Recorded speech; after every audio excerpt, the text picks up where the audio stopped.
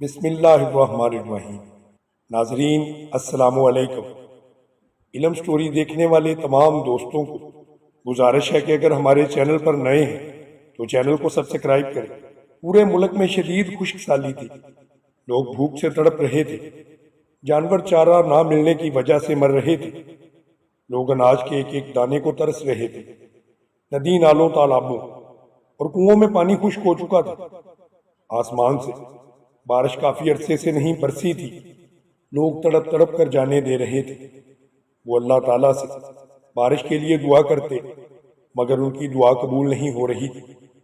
لوگ بھوک کی وجہ سے ہجرت کر کے دوسرے شہروں اور ملکوں کی طرف سفر کر رہے تھے۔ زمین خشک ہو کر بنجر ہو چکی تھی، زمین پر گھاس کا ایک تنکا تک موجود نہیں تھا۔ جو دولت مند تھے ان کے لیے قحط سالی پریشان کن نہ تھی۔ وہ دور دراز کے ملکوں سے مہنگے داموں غلہ منگواتے، پھر انہیں اپنے گوداموں میں بھر لیتے اور اسے 2-3 گنا منافع پر فروخت کرتے۔ امیر لوگ تو ان ذخیرہ اندوزوں سے غلہ خرید لیتے مگر جو غریب تھے وہ کہاں سے غلہ خرید سکتے تھے۔ اس ملک کے بادشاہ کے شاہی گودام غلے سے بھرے ہوئے تھے۔ یہ بادشاہ بڑا سنگدل اور ظالم تھا، اسے دولت جمع کرنے کی ہوس تھی۔ وہ اپنے گوداموں کے غلے کو ہوا تک نہیں لگنے دیتا تھا۔ بادشاہ کے کرندے اس غلے کو مہنگے داموں فروخت کرتے، جن کے پاس پیسے ہوتے وہ تو خرید لیتے، لیکن غریب لوگ بیچارے ان کا منہ تکتے رہ جاتے۔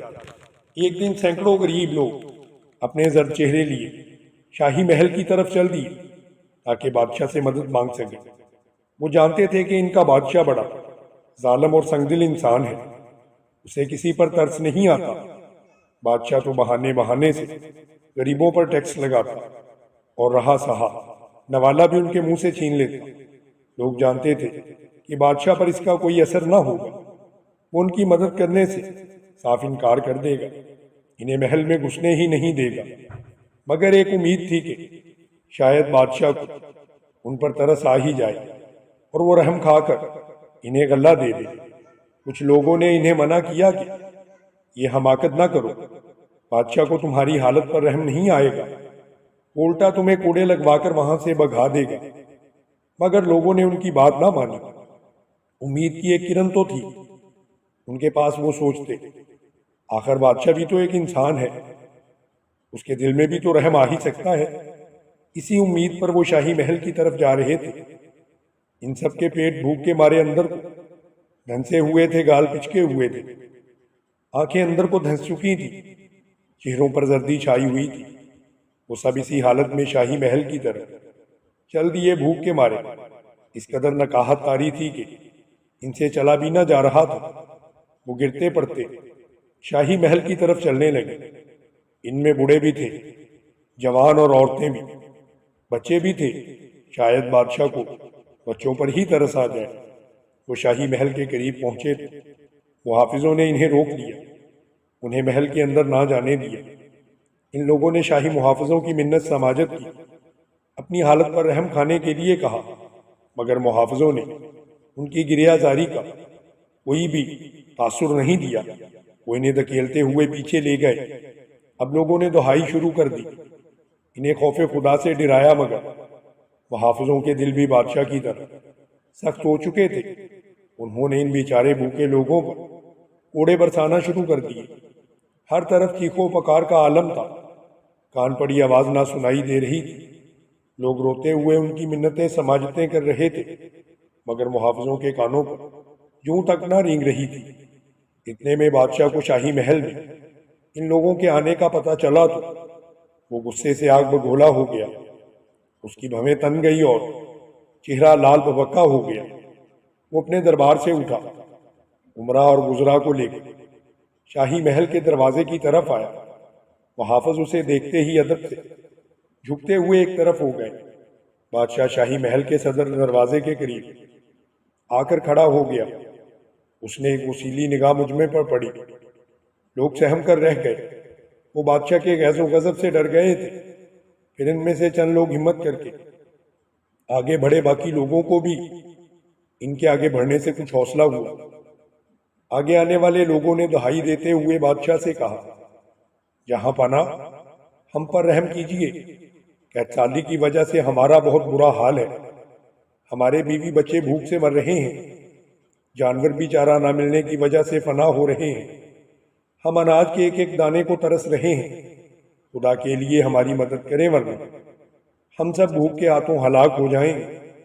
بادشاہ نے یہ سن کر غصے سے جھل بھن کر جواب دیا، یہ قحط سالی ہم نے تو تم پہ مسلط نہیں کی، اگر تم بھوکے مر رہے ہو تو اس بات میں کیا کر سکتا ہوں؟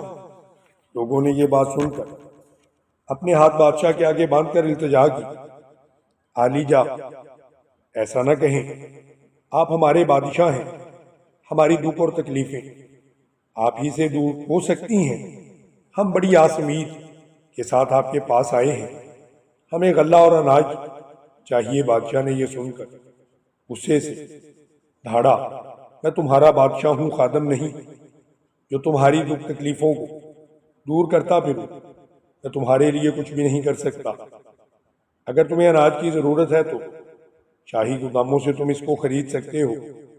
یہ سوچ لوگ گڑ گڑائے اور کہنے لگے کہ عالیجا شاہی گوداموں سے غلہ خریدنے کی ہم لوگوں میں سکت نہیں ہے، ہم تو کوڑی کوڑی کے لیے محتاج ہو چکے ہیں، ہمارے پاس ایک دمڑی تک باقی نہیں ہے، ہم پر رحم کیجیے، ہمیں غلہ ادھار دے دیں، قحط سالی کے بعد ہم شاہی خزانے میں ایک ایک پائی جمع کرا دیں گے۔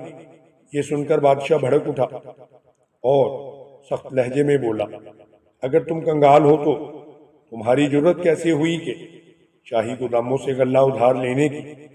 شاہی گوداموں سے تمہیں اناج کا ایک دانہ تک نہیں مل سکتا، جاؤ اور پیسوں کا انتظام کرو اور غلہ خرید لو، اگر غلہ نہیں ہے تو واپس اپنے گھروں کو لوٹ جاؤ۔ یہ سن کر ایک بوڑھے نے غصے کے عالم میں کہا، بادشاہ سلامت، اگر عوام نہیں رہیں گے آپ کس پر حکومت کریں گے؟ اللہ نے آپ کو ہمارا بادشاہ بنایا ہے، اس لیے ہماری ضرورتوں کا خیال رکھنا آپ ہی کا فرض ہے۔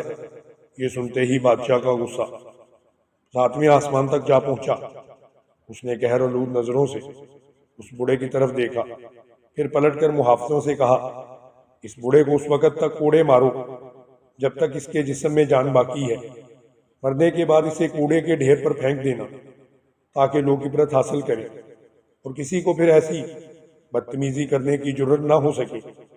بادشاہ کا حکم سنتے ہی باقی لوگوں کے چہرے خوف سے زرد پڑ گئے، اتنی عبرتناک سزا سن کر سب لوگ ہی کانپ اٹھے تھے، انہیں اس ظالم بادشاہ پر بے تحاشا غصہ آ رہا تھا، ان کا دل چاہ رہا تھا کہ وہ بادشاہ کو کچا ہی چبا ڈالنے، مگر وہ مجبور تھے کیونکہ وہ بادشاہ کا کچھ بھی نہیں تو بگاڑ سکتے تھے، وہ سب نہتے تھے اور مظلوم تھے۔ بادشاہ کے پاس طاقت تھی، قوت تھی اور حکومت بھی، وہ جو چاہتا ان کے ساتھ سلوک کر سکتا تھا۔ بادشاہ کا حکم سنتے ہی محافظ تیزی سے اس بوڑھے کی طرف بڑھے، بوڑھا خوفزدہ ہو کر پیچھے ہٹنے لگا، اس کے چہرے پر موت کی زردی چھا گئی تھی، اس کا جسم بری طرح لرز رہا تھا، وہ بوڑھا بے حد کمزور تھا اور پھر بھوک نے اس کا اور بھی برا حال کر رکھا تھا۔ محافظوں نے آگے بڑھ کر بوڑھے پر کوڑے برسانا شروع کر دیے، بوڑھے کی چیخوں پکار سے فضا گونج اٹھی، لوگ تھرا کر رہ گئے، انہیں بوڑھے پر بے تحاشا رحم آ رہا تھا مگر وہ اس کی مدد کر نہیں سکتے تھے، کوئی بھی بادشاہ کے ڈر سے مدد کے لیے آگے نہ بڑھا۔ سب لوگ جانتے تھے کہ جس نے بھی اس بدقسمت بوڑھے کی مدد کرنے کی کوشش کی وہ بھی کوڑوں کی زد میں آ جائے گا، پھر بادشاہ اسے بھی وہی سزا دے گا جو اس بوڑھے آدمی کو دی جا رہی ہے۔ لوگ دم سادے یہ منظر دیکھ رہے تھے، ان کے دل اور آنکھوں سے آنسو جاری تھے، وہ بوڑھے کی مدد کرنا چاہتے تھے مگر مجبور تھے، بھلا کون اپنی موت کو دعوت دے سکتا ہے۔ وہ چپ چاپ کھڑے بوڑھے کو کوڑا کھاتے ہوئے دیکھ رہے تھے، بوڑھے شخص کی چیخوں سے فضا گونج رہی تھی، بادشاہ اور اس کے امراء و وزراء اور محافظ دور کھڑے یہ دیکھ کر کہکہے لگا رہے تھے، انہیں بوڑھے کی حالت پر ذرا بھی ترس نہ آ رہا تھا، بلکہ وہ تو اس سے لطف اٹھا رہے تھے۔ اللہ ظالموں کی رسی دراز کر دیتا ہے، اس بادشاہ کے ظلم کی رسی بھی اس وقت دراز ہو چکی تھی۔ وہ بھول چکا تھا کہ اسے اپنے ظلم کا ایک نہ ایک دن حساب دینا ہوگا۔ جب وہ اللہ کی پکڑ میں آئے گا تو اسے اپنے ایک ایک ظلم کا اسے حساب دینا ہوگا۔ بادشاہ کو جتنا اختیار اس بوڑھے پر تھا، اللہ کو کہیں اختیار اس سے زیادہ اس بادشاہ پر تھا۔ جب اس نے اس کے ظلم کی رسی کھینچنا تھی تو اسے کوئی بھی نہیں بچا سکتا تھا۔ اس کی پکڑ بڑی سخت ہے، مگر بادشاہ تو اس وقت یہ بھولا ہوا تھا اور فرعون بن بیٹھا تھا۔ وہ اللہ کو بھول چکا تھا، حکومت کے نشے میں چور چور تھا۔ وہ بھول چکا تھا کہ یہ حکومت دولت عارضی شے ہے، ایک دن اسے اس دنیا سے خالی ہاتھ جانا ہوگا۔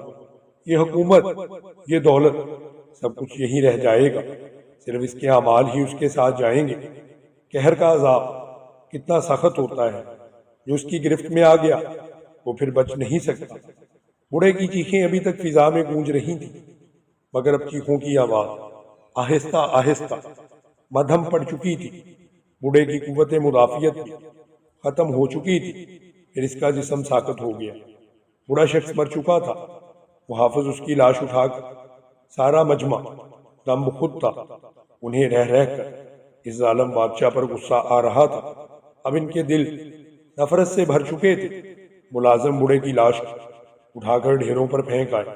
بادشاہ نے گہری نظروں سے مجمع کی طرف دیکھا اور بولا، اور کس کس کو اناج چاہیے؟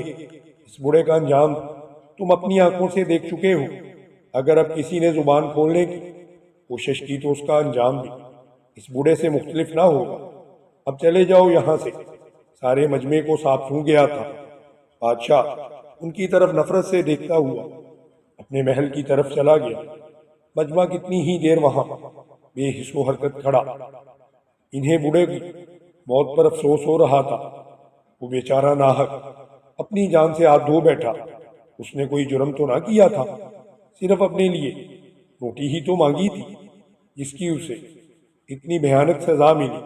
اب انہیں بادشاہ سے کوئی بھی امید باقی نہ تھی۔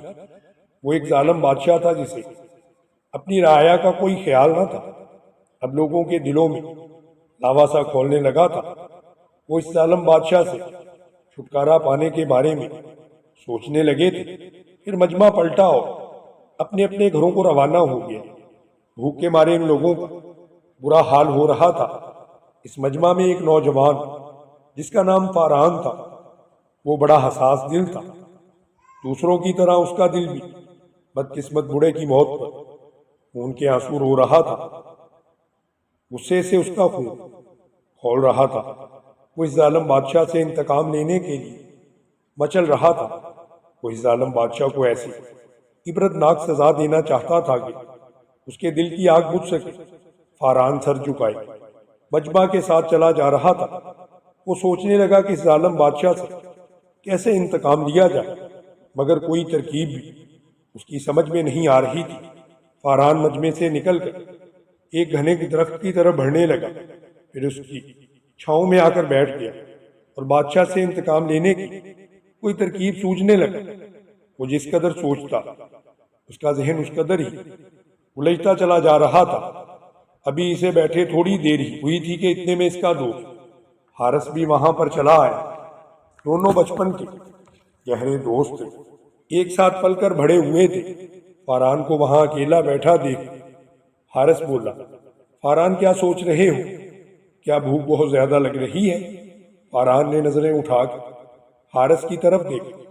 حارث نے دیکھا کہ فاران کی آنکھوں میں گہرا دکھ اترا ہوا ہے، تو یہ دیکھ کر تڑپ اٹھاؤ اس کے قریب بیٹھ کر پوچھنے لگا کہ فاران بتاؤ تمہاری آنکھوں میں یہ آنسو کس لیے ہیں؟ فاران نے سر جھکاتے ہوئے کہا، تم نے آج بادشاہ کا ظلم دیکھا؟ اس نے اناج مانگنے پر اس بوڑھے کو کتنی بے دردی سے قتل کرا دیا۔ میرے دل میں بادشاہ کے خلاف نفرت بھر چکی ہے۔ میں اس بادشاہ سے اس بوڑھے کا انتقام لینا چاہتا تھا۔ یہ سن کر حارث دھک سے رہ گیا۔ اس ظالم بادشاہ سے لڑنا کوئی آسان کام نہ تھا۔ حارث بغیر پلکیں جھپکے فاران کی طرف دیکھے جا رہا تھا۔ اس کی آنکھوں میں الجھن تیر رہی تھی، خوف چہرے پر ابھرا ہوا تھا۔ وہ جانتا تھا کہ اس ظالم بادشاہ سے انتقام لینے کا مطلب اپنی موت کو دعوت دینا ہی ہو سکتا ہے۔ بادشاہ کو اگر اس بات کی ذرا سی بھی بھنک پڑ گئی تو وہ فاران کو زندہ نہ چھوڑے گا۔ اس بات نے حارث کو اور بھی پریشان کر دیا تھا، کیونکہ فاران اس کا بچپن کا دوست تھا اور وہ اس سے بے حد محبت کرتا تھا۔ وہ فاران کو کسی تکلیف دیکھ نہیں سکتا تھا۔ فاران کی یہ باتیں سن کر اس کی پریشانی ہونا قدرتی امر تھا۔ وہ ایک گہرا سانس لے کر فاران کے قریب بیٹھ گیا اور اسے سمجھانے لگا، دیکھو فاران، ہم اس ظالم بادشاہ کو نقصان نہیں پہنچا سکتے۔ اول تو بادشاہ اپنے محل سے نکلتا ہی نہیں ہے، اگر کبھی محل سے نکلتا بھی ہے تو اس کے دائیں بائیں اور آگے پیچھے محافظوں کا ایک چاقو چوبند دستہ ہوتا ہے۔ بادشاہ تک پہنچنا بہت مشکل ہے۔ تم اس خیال کو اپنے دماغ سے نکال دو۔ اگر بادشاہ کو اس ذرا سی بھی بھنک پڑ گئی تو تمہاری جان کی خیر نہیں۔ خدا کے لیے اس خیال کو اپنے دل سے نکال دو۔ فاران نے نظریں اٹھا کر حارث کی طرف دیکھا۔ فاران کی آنکھیں بھیگی ہوئی تھیں، اس کے چہرے پر بڑا کرب تھا۔ وہ خاموشی سے اپنی جگہ پر پہلو بدل کر بیٹھ گیا۔ حارث نے یہ دیکھا تو تڑپ اٹھا۔ اس نے اس کا رخ اپنی طرف سے پھیرتے ہوئے کہا کہ فاران، تم میری بات مانتے کیوں نہیں ہو؟ اس وقت ہمارے لیے سب سے بڑا مسئلہ یہ ہے کہ اس بھوک سے کیسے نمٹا جائے۔ اس وقت تو ساری رعایا بھوک کے مارے تڑپ رہی ہے، انہیں جان کے لالے پڑے ہوئے ہیں۔ اس وقت تو ہماری یہ حالت ہے کہ بھوک کے مارے قدم بھی نہیں اٹھایا جاتا۔ ہمارے جسم میں تو ابھی اتنی طاقت بھی نہیں ہے کہ ہم صحیح طور پر قدم ہی اٹھا سکیں۔ اس حالت میں ہم اس بادشاہ کا مقابلہ تو دور کی بات، اس کا سامنا کرنے کے بھی اپنے اندر ہمت نہیں رکھتے۔ فاران نے ایک سرداہ بھر کر کہا، ہاں میرے دوست، تم ٹھیک کہہ رہے ہو، مگر ہم کب تک یوں ہاتھ پر ہاتھ دھرے بیٹھے رہیں گے؟ ہمیں کچھ تو کرنا پڑے گا۔ آخر کب تک ہم اس بادشاہ کے ظلم خاموشی سے سہتے رہیں گے؟ حارث کے پاس اس کا کوئی بھی جواب نہ تھا۔ وہ اپنی بغلیں جھانکنے لگا۔ فاران نے اس کی طرف دیکھتے ہوئے کہا، ظلم سہنا بھی ظلم ہے، اپنے حق کے لیے نہ لڑنا بھی ایک ظلم ہے، اور ظالم کو اللہ تعالیٰ پسند نہیں کرتا۔ ہمیں اپنا حق لینے کے لیے کچھ تو کرنا ہوگا۔ اگر ہم اس طرح خاموش رہے تو بادشاہ کا ظلم آہستہ آہستہ بڑھتا چلا جائے گا، اور ایک دن ہم جتنا دبیں گے وہ ہمیں اتنا ہی دباتا جائے گا۔ حارث خاموشی سے اس کی باتیں سنتا جا رہا تھا۔ اس کے پاس فاران کی باتوں میں کوئی جواب موجود نہ تھا۔ وہ اسے کہتا بھی تو آخر کیا کہتا؟ وہ خود اس ظالم بادشاہ سے تنگ آ چکا تھا۔ اس کا دل بھی چاہتا تھا کہ ان سب کو اس ظالم بادشاہ سے چھٹکارا مل جائے۔ حارث فاران کی بات سن کر ایک سرد سانس لے کر رہ گیا۔ کچھ دیر بعد خاموش رہنے کے بعد بولا، فاران، سچی بات تو یہ ہے کہ مجھے بھی اس ظالم بادشاہ سے بے حد نفرت ہے۔ میں بھی اس ظالم بادشاہ سے تنگ آ چکا ہوں، مگر اس سے چھٹکارا پانے کا کوئی راستہ دکھائی نہیں دے رہا۔ فاران نے سرگوشیانہ انداز میں کہا، میرے پاس ایک حل ہے جس سے ہم اس ظالم بادشاہ سے چھٹکارا پانے میں کامیاب ہو سکتے ہیں، مگر اس کے لیے ہم بہت سے لوگوں کی مدد کی ضرورت ہوگی۔ اگر ہم سب متحد ہو جائیں تو اس ظالم بادشاہ سے ٹکرا سکتے ہیں اور اسے نیست و نابود کر سکتے ہیں۔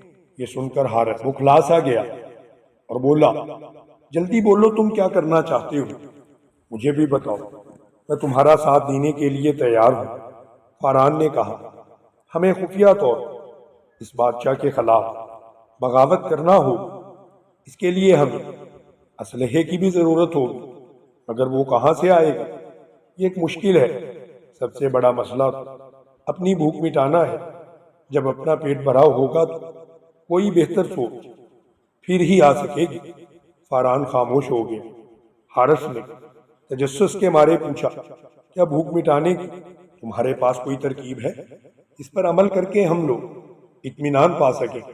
فاران تھوڑا سا آگے کی طرف جھکا اور بولا، ہمیں کچھ نوجوانوں کو اپنے ساتھ ملانا ہوگا، پھر ہم سب مل کر کسی ایک شاہی گودام پر دھاوا بول دیں گے اور وہاں سے ڈھیروں غلہ لوٹ لیں گے، مگر اس کے لیے بڑی راز داری کی ضرورت ہے، اس میں احتیاط برتنا ہوگی۔ جب ہم غلہ لوٹ لیں گے تو پھر شاہی اسلحہ خانے پر حملہ کر کے یہ اسلحہ بھی چھین لیں گے۔ یہ سن کر حارث کے چہرے پر خوف اور دہشت پھیلتی چلی گئی، اس کی آنکھیں مارے دہشت کے حلقوں سے باہر آ گئی۔ وہ ہکلائے ہوئے انداز میں بولا، تم یہ کیا کہہ رہے ہو؟ جانتے ہو یہ کتنا مشکل کام ہے؟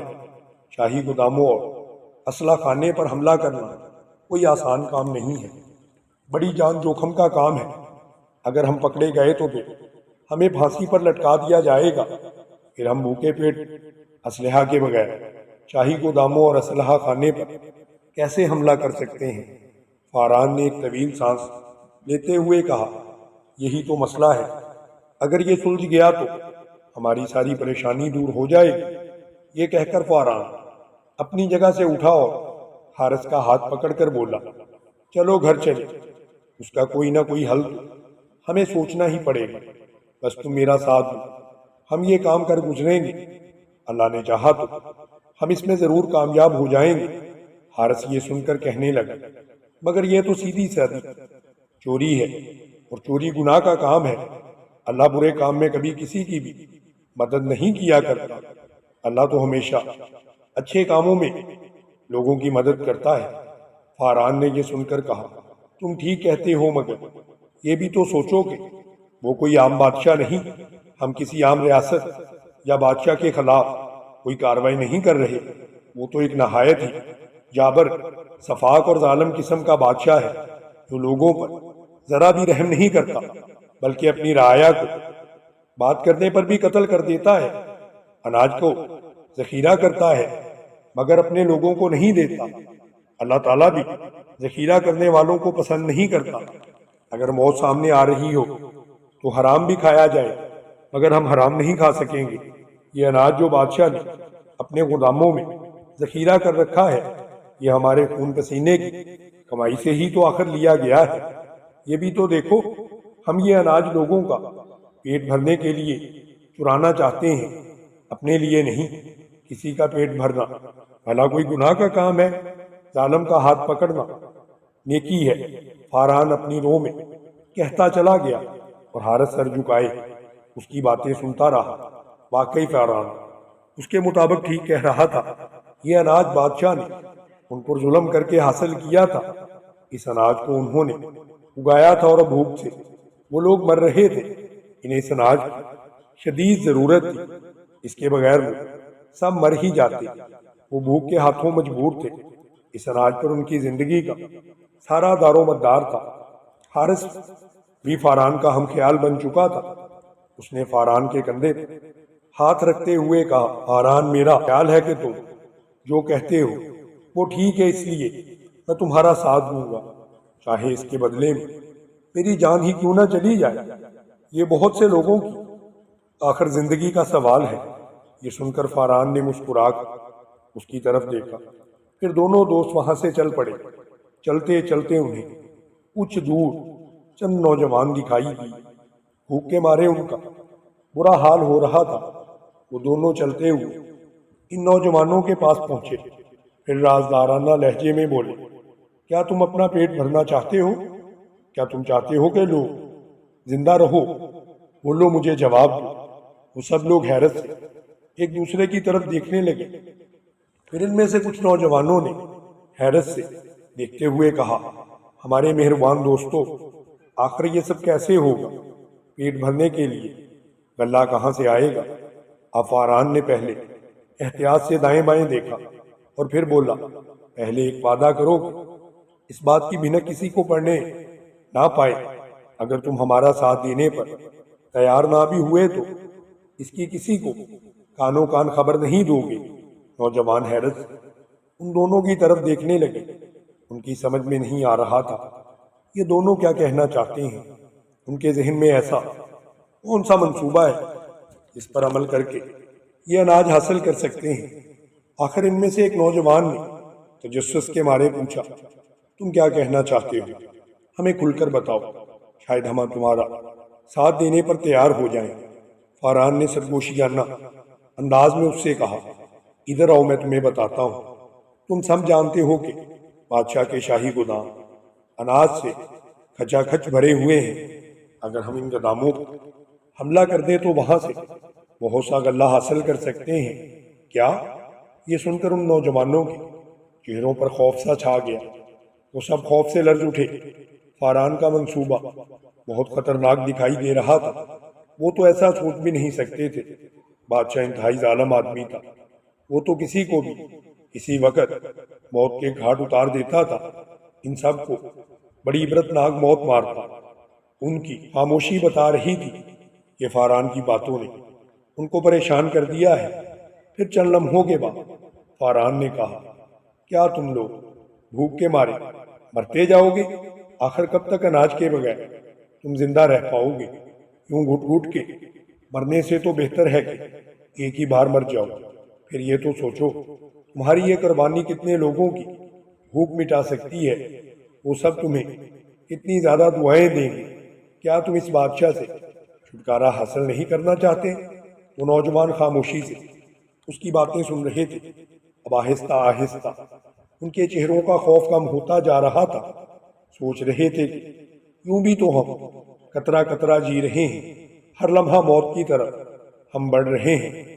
پھر کیوں نہ ہو یہ کوشش کر لی جائے، شاید کہ اس میں کامیاب ہو جائیں۔ اس طرح کئی لوگ بھوک کے منہ سے نکل آئیں گے اور انہیں دعائیں بھی دیں گے۔ اگر وہ ناکام ہوئے تو خوشی خوشی سے موت کو گلے لگا لیں گے، ورنہ تو ان کو ویسے بھی تھا، بھوک بھی ان کو مار رہی تھی۔ ان نوجوانوں نے معنی خیز انداز میں ایک دوسرے کی طرف دیکھا۔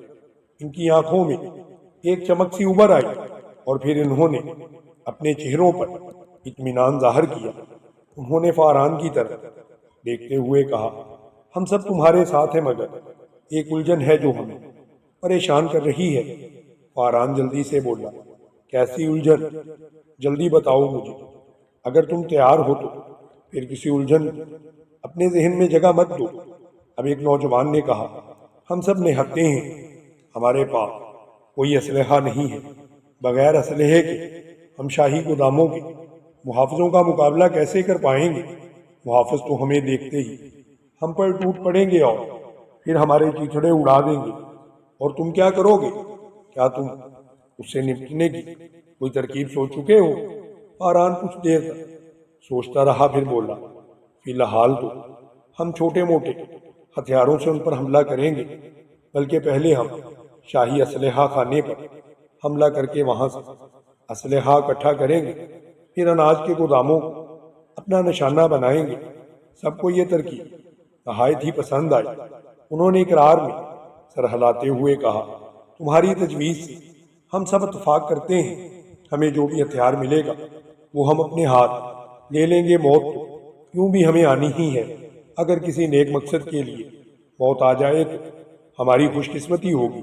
فاران اور حارث یہ دونوں جواب سن کر مطمئن سے ہو گئے تھے۔ فاران نے کہا، ہم آج رات ہی حملہ کر دیں گے۔ جب رات نصف کے قریب گزر جائے تو تم سب اپنے اپنے ہتھیار لے کر یہاں تک پہنچ جانا۔ انشاءاللہ ہم اپنے مقصد میں ضرور کامیاب ہو جائیں گے۔ اب تو تم سب لوگ چلے جاؤ اور دیکھو احتیاط سے کام کر لینا، کسی کو کوئی خبر نہ ہونے پائے۔ مقررہ وقت پر یہاں پر پہنچ جانا، ہم دونوں تمہارا انتظار کر رہے ہوں گے۔ وہ سب سر ہلا کر وہاں سے جانے لگے۔ فاران اور حارث کے چہروں پر اطمینان پھیل گیا تھا۔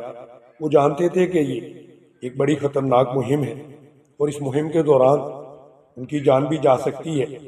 رات آہستہ آہستہ گہری ہوتی چلی جا رہی تھی۔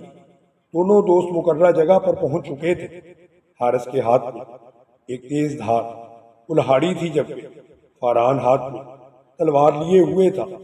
دونوں کی نگاہیں اس راستے کی طرف لگی ہوئی تھی جس طرف سے ان کے ساتھیوں نے وہاں پر پہنچنا تھا۔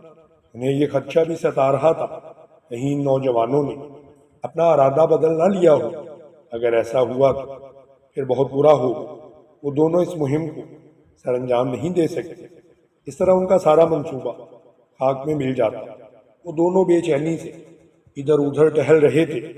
وقت آہستہ آہستہ گزرتا چلا جا رہا تھا، مگر ان کے ساتھیوں کا دور دور تک کوئی نام و نشان نہیں تھا۔ اب تو ان کے چہروں پر مایوسی سی چھانے لگی تھی۔ وہ مایوسی سے ایک دوسرے کی طرف دیکھنے لگے تھے۔ فاران تو سب سے زیادہ پریشان لگ رہا تھا۔ کچھ دیر پہلے وہ بڑا خوش تھا کہ سب کام اس کی مرضی کے مطابق ہو رہا ہے۔ اسے اپنے منصوبے کی تکمیل کا پورا یقین تھا، مگر وہ یقین دم توڑ رہا تھا۔ قرب کے سانس اس کے چہرے پر نمایاں ہوتے چلے جا رہے تھے۔ پھر اچانک انہیں دور سے سائے میں اپنی طرف کچھ آتے ہوئے نظر آئے۔ دونوں دم سادے اس طرف کو دیکھنے لگے۔ سائے لمحہ بلمحہ قریب ہوتے چلے جا رہے تھے۔ پھر تھوڑی دیر بعد دونوں کے چہرے ایک خوشی سے کھل اٹھے۔ چند نوجوان نیزے بھالے، تلواریں اور مضبوط قسم کے ہتھیار اٹھائے ہوئے اس طرف آ رہے تھے، جن میں سے اکثر کے ہاتھ میں لکڑیوں کے موٹے ڈنڈے بھی تھے۔ ان کے چہرے پرعزم تھے۔ وہ آج اپنی جان پر کھیل جانا چاہتے تھے۔ انہیں دیکھ کر فاران اور حارث کے لبوں پر مسکراہٹ پھیلتی چلی گئی۔ فاران نے جذباتی لہجے میں کہا، تم واقعی بہادر ہو۔ تم میں اپنا حق کے لیے لڑنے کی ہمت اور جرت ہے۔ اگر تم نے ہمت اور دلیری سے کام لیا تو انشاءاللہ ہم ضرور کامیاب ہو جائیں گے۔ بس تم ثابت قدم رہنا۔ سب نے کہا، تم ہمیں ثابت قدم پاؤ گے۔ ہم اپنے منصوبے کو کامیاب کرنے کے لیے اپنی جان ہتھیلی پر لے کر آئے ہیں۔ اب جیسا تم کہو گے ہم ویسا ہی کریں گے۔ بس رہنمائی کرتے جاؤ۔ فاران یہ سن خوشی سے کھل اٹھا اور بولا، سب سے پہلے ہمیں شاہی اسلحہ خانے کی طرف بڑھنا ہوگا، مگر ہمیں احتیاط سے کام لینا ہوگا۔ ہمیں کوشش تو یہ کرنی ہے کسی بھی محافظ کو جان سے نہ مارا جائے اور اپنے کام کو ہم مکمل کر لیں۔ پھر فاران ان سب کو اپنے ساتھ آنے کا اشارہ کر کے چل پڑا۔ رات کا سخت اندھیرا پھیلا ہوا تھا۔ چاند بھی بادلوں کی اوٹ میں اپنا مکھڑا چھپایا ہوا تھا۔ شاید قدرت کی بھی ان کی رہنمائی اور مدد کا ارادہ تھا۔ چاند بادلوں کی اوٹ سے نکل آیا تھا۔ وہ بڑے محتاط انداز میں چلتے ہوئے آگے بڑھ رہے تھے۔ ان کے قدم شاہی اسلحہ خانے کی طرف تھے۔ انہیں یقین تھا کہ شاہی محافظ بے خبر سوئے پڑے ہوں گے۔ ان کے تو وہم و گمان میں بھی نہیں ہوگا کہ کوئی اسلحہ خانہ پر حملہ کرنے کی جرت کر سکتا ہے۔ یہ بات ان کے حق میں بہت مفید ثابت ہوئی۔ وہ احتیاط سے چلتے ہوئے اس جگہ پہنچ گئے۔ یہاں سے شاہی اسلحہ خانہ ان سے چند قدم کے فاصلے پر تھا۔ یہاں پر گہرا سکوت طاری تھا۔ زندگی میں کوئی ہلچل نہیں تھی۔ وہ بڑی احتیاط سے آگے بڑھتے چلے گئے۔ اسلحہ خانہ کے باہر چند پہرے دار بینچوں پر بیٹھے ہوئے گہری نیند سو رہے تھے۔ ان کے تو فرشتوں کو بھی یہ خبر نہ تھی کہ کچھ لوگ یہاں پر آگ کر ان کے سروں پر پہنچ چکے ہیں۔ وہ تو گدھے گھوڑے بیچ کر خوب مزے کی نیند سو رہے تھے۔ اسلحہ خانہ کا دروازہ بند تھا اور اس پر بڑا سا تالا لٹک رہا تھا۔ اب سب سے بڑا مسئلہ یہ تھا کہ یہ تالا کیسے کھولا جائے۔ یہ محافظ تعداد میں زیادہ نہ تھے۔ آنے والے بے خبری میں ہی انہیں آسانی سے قابو کر سکتے تھے، مگر ان کا منصوبہ ہی کچھ اور تھا۔ وہ بے خبری میں اسلحہ خانہ لوٹنا چاہتے تھے کہ کسی کو اس کی کانوں کان خبر نہ ہو سکے۔ سام بھی مر جائے اور لاٹھی بھی نہ ٹوٹے۔ فاران نے ان سب وہیں رکنے کا اشارہ کیا۔ پھر وہ دبے پاؤں آگے بڑھنے لگے۔ سب لوگ دم بخود اسے جاتے ہوئے دیکھ رہے تھے اور سوچ رہے تھے کہ آخر یہ کیا کرنا چاہتا ہے۔ فاران دبے قدموں آگے بڑھتا ہوا ان محافظوں کے قریب جا کر رک گیا۔ وہ سب گہری نیند سو رہے تھے۔ فضا ان کے خراٹوں سے گونج رہی تھی۔ فاران کے لیے یہ بڑا ہی سنہری موقع تھا۔ وہ آہستہ آہستہ آگے بڑھا۔ پھر ایک محافظ کے قریب ٹھٹک کر رک گیا۔ محافظ کے پٹکے کے ساتھ چابیوں کا گچھا لٹک رہا تھا۔ یہ دیکھ کر فاران کی آنکھوں میں چمک ابھر آئی۔ اس نے ہاتھ بڑھا کر وہاں سے چابیوں کا گچھا نکالنا چاہا۔ یہ بڑا خطرناک کام تھا۔ اگر محافظ کی آنکھ کھل جاتی تو لینے کے دینے پڑ جاتے۔ فاران کے پاس وقت بہت کم تھا۔ اس نے ہاتھ بڑھا کر چابیوں کو اپنی گرفت میں لیا، لیکن محافظ ابھی تک بے خبر سو رہا تھا۔ اسے پتہ ہی نہ چل سکا کہ اس کی چابیاں کوئی اڑا کر لے گیا ہے۔ پھر اس نے اپنے ساتھیوں کو اشارہ کیا اور خود اسلحہ خانہ کی طرف بڑھنے لگا۔ تالا کھولنے میں اسے ذرا سی دیر لگی۔ اس نے تالا کھول کر دروازے کو ہلکا سا دھکا دیا اور دروازہ بغیر آواز کے کھلتا چلا گیا۔ فاران نے پلٹ کر محافظوں کی طرف دیکھا، وہ اسی طرح سے سوئے پڑے تھے۔ اب فاران نے اپنے ساتھیوں کی طرف اشارہ کیا اور خود اسلحہ خانہ کے اندر چلا گیا اور اسلحہ بھرنا شروع کر دیا۔ اتنے میں اس کے ساتھی بھی اندر آ چکے تھے۔ وہ اس اسلحہ کو اٹھا اٹھا کر احتیاط سے باہر جانے لگے۔ انہوں نے کافی اسلحہ جمع کر لیا۔ پھر جب باہر آئے تو فاران نے آہستہ سے دروازہ بند کر دیا، تالا لگا کر چابیوں کا گچھا ہاتھ میں لیا اور دبے پاؤں اس محافظ کی طرف مڑنے لگا جس کے پٹکے سے اس نے چابیوں کا گچھا نکالا تھا۔ اس نے بڑی احتیاط سے چابیوں کا گچھا دوبارہ سے اسی جگہ پر رکھ دیا تاکہ کسی کو شک تک نہ پڑے کہ اسلحہ نکالا گیا ہے۔ پھر پلٹ کر اپنے ساتھیوں کے پاس پہنچ آیا۔ وہ سب بہت خوش تھے۔ انہوں نے اپنی پہلی مہم کو بڑی آسانی سے کر لیا تھا اور کسی کو اس کی کانوں کان بھی خبر نہ ہوئی تھی۔ فاران نے اسلحہ چراتے ہوئے یہ احتیاط کی کہ اس طرح وہاں سے اس کو اٹھایا جائے کہ کسی کو گمان تک نہ ہو کہ یہاں سے اس اسلحہ کو چرایا گیا ہے۔ وہ چاہتا تھا کسی کو بھی اس چوری کا پتہ نہ چلے، ورنہ بادشاہ کا عتاب پوری رعایا کو بھگتنا پڑتا تھا۔ اب وہ اسلحہ کو لے کر واپس پلٹے۔ فیران نے انہیں اپنے گھر کی طرف لے کر آیا۔ پھر ان سے وہ تمام اسلحہ ایک کوٹھڑی میں چھپا دیا۔ وہ ایک ایک تلوار اور ایک ایک نیزہ لے کر باہر آیا۔ کئی گھوڑ گاڑیاں تیار تھیں۔ وہ ان گھوڑا گاڑیوں میں سوار ہوئے اور شاہی گوداموں کی طرف روانہ ہو گئے۔ پہلی مہم کی کامیابی سے انجام پانے سے ان کے حوصلے پہلے سے بھی بڑھ چکے تھے۔ اس بار وہ بڑے عزم کے ساتھ آگے بڑھ رہے تھے۔ شاہی گودام آبادی سے ہٹ کر ایک جنگل کی طرف بنائے گئے تھے۔ اب ان کا رخ اس جنگل کی طرف تھا جہاں پر شاہی گودام موجود تھے۔ جنگل سے کچھ فاصلے پر وہ سب گھوڑا گاڑیوں سے اترے اور اپنے اپنے ہتھیار سنبھال کر احتیاط سے آگے بڑھنے لگے۔ انہیں دور ہی سے شاہی گودام واضح نظر آ رہے تھے۔ وہ ایک ایک قدم پھونک کر اٹھا رہے تھے۔ شاہی گوداموں کے قریب ہی گوداموں کے محافظوں کی کوٹھڑیاں موجود تھیں جہاں وہ رات کے وقت آرام کیا کرتے تھے۔ اس وقت ہر طرف گہرا سناٹا طاری تھا۔ اندھیرا بھی ان کا خوب ساتھ دے رہا تھا کیونکہ بادلوں نے چاند کو ڈھک لیا تھا۔ وہ چلتے ہوئے شاہی گودام کے قریب پہنچ گئے۔ ہر گودام کے باہر ایک ایک محافظ سویا ہوا تھا۔ فاران اور حارث دونوں احتیاط سے آگے بڑھے اور ایک ایک محافظ کے سر پر پہنچ گئے۔ وہ محافظ گہری نیند میں خراٹے لے رہے تھے۔ گوداموں کی چابی ان کے پٹکوں سے لٹک رہی تھی۔ دونوں نے بڑی احتیاط سے آگے بڑھائے، ہاتھ اور چابیاں نکال لی۔ اس بار بھی قسمت پہلے کی طرح سے ان پر مہربان تھی۔ محافظوں کو کانوں کان خبر نہیں ہو سکی۔ وہ چاہتے بھی یہی تھے کہ تصادم سے بچا جائے۔ دونوں چابیاں لے کر پلٹے۔ انہوں نے اپنے ساتھیوں کو اشارہ کیا۔ وہ بھی دبے پاؤں چلتے ہوئے ان کے قریب آ گئے۔ اتنے میں وہ دونوں دو گوداموں کے تالے کھول چکے تھے۔ پھر دروازہ کھلتے ہی وہ دبے پاؤں اندر داخل ہوئے۔ پھر وہ سب مل کر گوداموں سے اناج کی بوریاں اس طرح اٹھانے لگے کسی کو اناج کی چوری کا پتہ بھی نہ چل سکے۔ وہ ایک ایک کر کے اناج کی بوریاں وہاں سے اٹھاتے چلے گئے۔ جب تمام گھوڑ گاڑیوں میں اناج لاد دیا گیا تو فاران اور حارث نے گوداموں کے دروازے بند کیے، ان کے تالے لگائے اور چابیوں کو ان کے اسی مقام پر رکھ دیا اور وہاں سے رفو چکر ہو گئے۔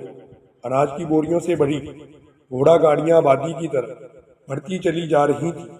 انہوں نے اپنی دونوں مہمات کامیابی سے سر انجام دے دیا تھا اور وہ خوش تھے کہ ان کے ہاتھوں ڈھیروں اسلحہ بھی آ چکا تھا اور انہوں نے اناج بھی اکٹھا کر لیا تھا۔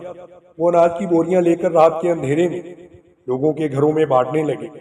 لوگ حیران ہو رہے تھے کہ یہ اناج کہاں سے آ گیا۔ انہوں نے لوگوں کو ساری بات بالکل سچ سچ بتا دی اور یہ سن کر لوگ پریشان ہو گئے، مگر اناج ملنے کی خوشی میں وہ خاموش رہے۔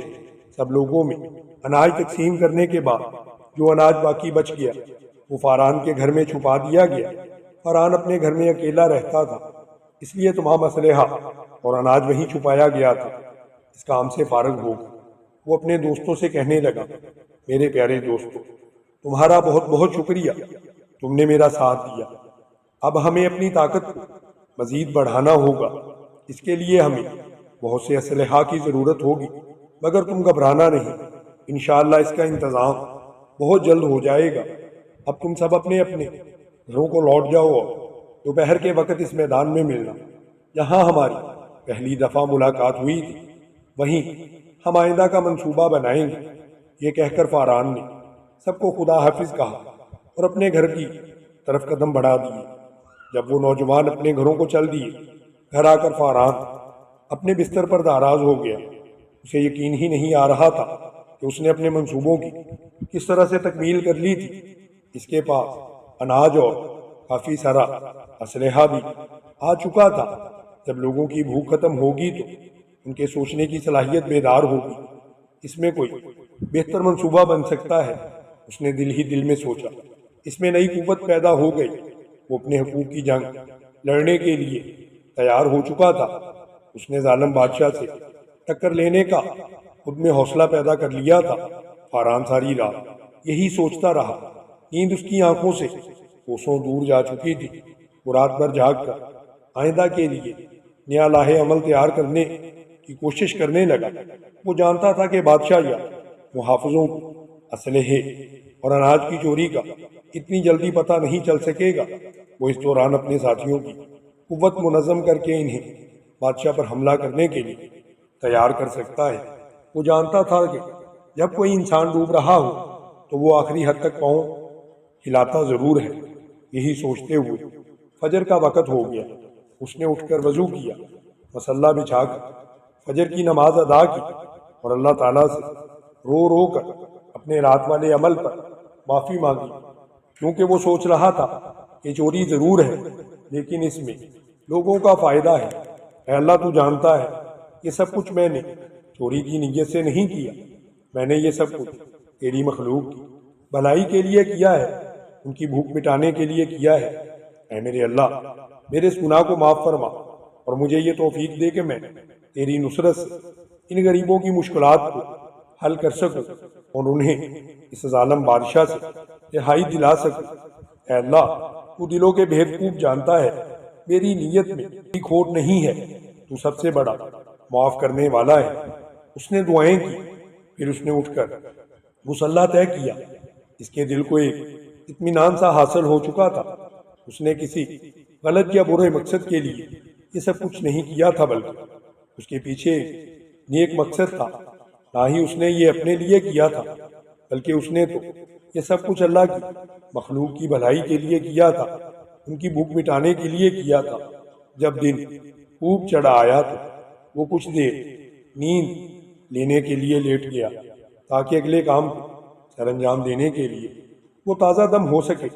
اسے دوپہر سے پہلے اپنے ساتھیوں تک پہنچنا تھا اور آئندہ کا منصوبہ بنانا تھا۔